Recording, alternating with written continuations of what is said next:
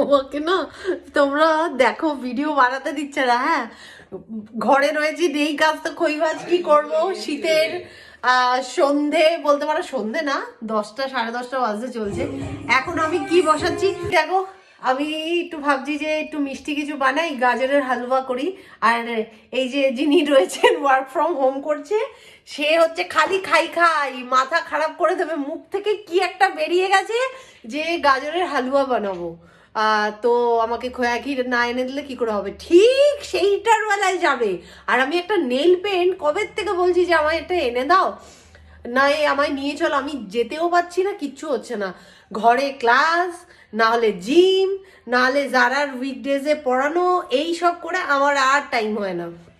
তো যাই হোক, এখন ঝটপট দেখো এটা আমি বয়েল করতে দেবো, তাহলে তাড়াতাড়ি হয়ে যাবে। টাইম বাউন্ডও রয়েছে, কারণ তাড়াতাড়ি কমপ্লিট করতে হবে। চলো।